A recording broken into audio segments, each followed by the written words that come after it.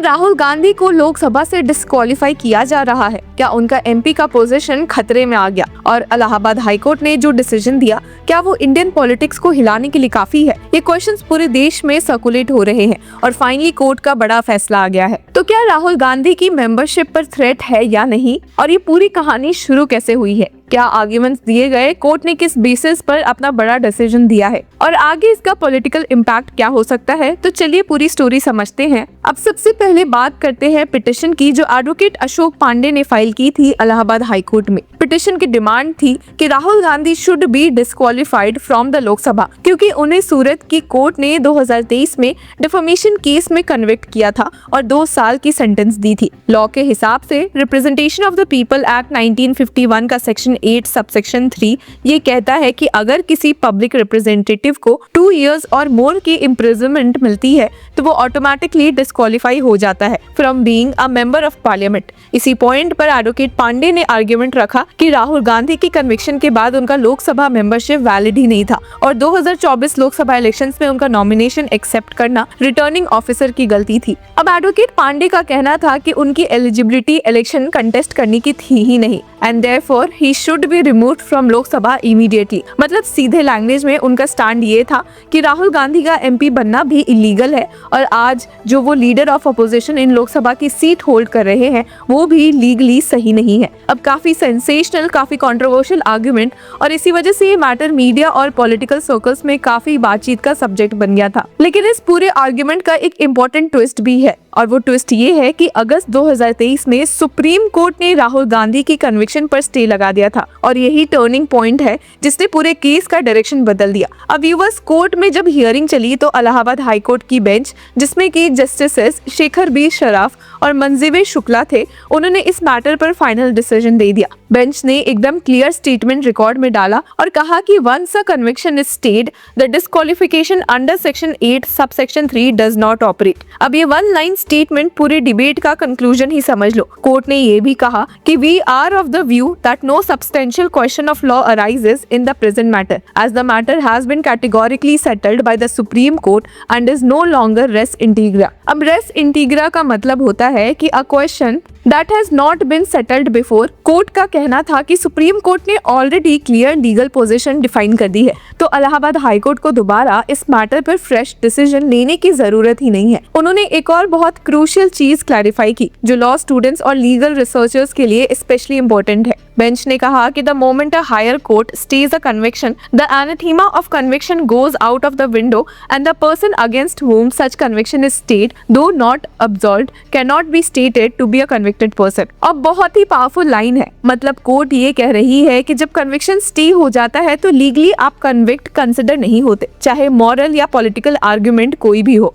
यानी जब तक अपील फाइनलाइज नहीं होती और जब तक कन्विक्शन एक्टिव नहीं होता तब तक सेक्शन 8 सबसेक्शन 3 का रूल अप्लाई नहीं होता, और इसी वजह से राहुल गांधी का नॉमिनेशन एक्सेप्ट होना लीगली बिल्कुल वैलिड था। अब कोर्ट ने एक और इम्पोर्टेंट डिस्टिंक्शन बताया जो लॉ में बहुत डेलीगेट पर बहुत इम्पैक्टफुल कंसेप्ट है। बेंच ने एक्सप्लेन किया क्या stay of sentence is not the same as a stay of conviction, only a stay of conviction removes the disqualification under the representation of people act. यानी अगर सिर्फ sentence stay होता तो disqualification apply होता, लेकिन यहाँ तो कन्विक्शन ही stay कर दी गई है, विच मीन्स नो डिस्क्वालिफिकेशन। अब एडवोकेट पांडे ने सुप्रीम कोर्ट के B R Kapoor versus state of Tamil Nadu 2001 case का रेफरेंस दिया और आर्ग्यूमेंट था कि कन्विक्शन जब तक अपील में सेट असाइड ना हो तब तक कन्विक्शन ऑपरेटिव होती है, पर हाई कोर्ट ने ये रीजनिंग रिजेक्ट करते हुए कहा कि वो केस सिचुएशन कंप्लीटली डिफरेंट थी। कोर्ट ने क्लैरिफाई किया कि बी आर कपूर केस में सेंटेंस स्टे हुआ था, कन्विक्शन नहीं। यहाँ राहुल गांधी के केस में कन्विक्शन स्टे हुआ है, इसलिए दोनों केसेस को कंपेयर करना लीगली इनकरेक्ट है। अब पिटिशनर ने एक और आर्ग्यूमेंट दिया,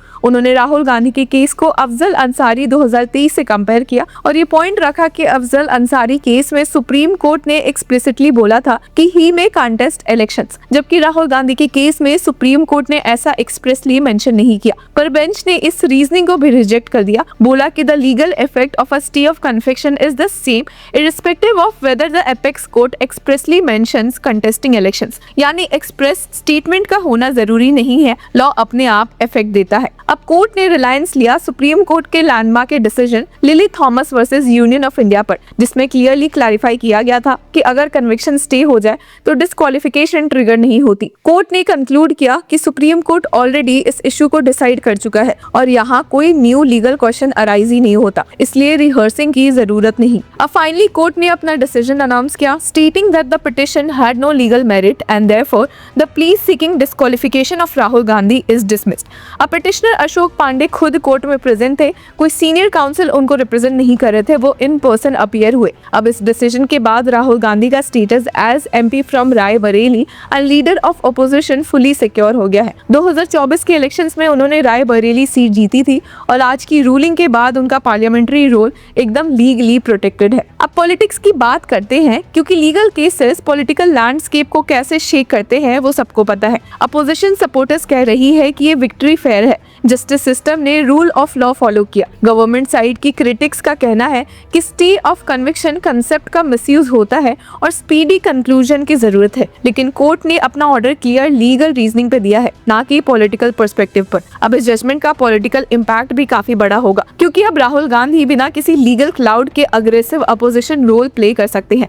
पार्लियामेंट के डिबेट्स डेफिनेटली और फायरी होंगे और सरकार वर्सेस अपोजिशन फेस ऑफ्स और इंटेंस होने वाले हैं। ये डिसीजन 2019 इलेक्शंस के लैंडस्केप पर भी डीप इन्फ्लुएंस डालेगा, क्योंकि डिस्क्वालिफिकेशन का नैरेटिव ऑफिशियली डेड हो चुका है फॉर नाउ। अब नैरेटिव शिफ्ट हो जाएगा परफॉर्मेंस और पब्लिक परसेप्शन की तरह। तो व्यूअर्स, ये थी पूरी कहानी, लीगल पॉलिटिकल ड्रामेटिक सब एक जगह। अब आप बताइए कि क्या stay of conviction concept fair है? क्या पब्लिक रिप्रेजेंटेटिव्स के क्रिमिनल केसेस को फास्ट ट्रैक होना चाहिए? और क्या आपको लगता है कि ये जजमेंट इंडियन पॉलिटिक्स का बैलेंस चेंज कर देगा? जो भी आपकी राय है, do let us know in the comment section. Until then, keep following Law Chakra.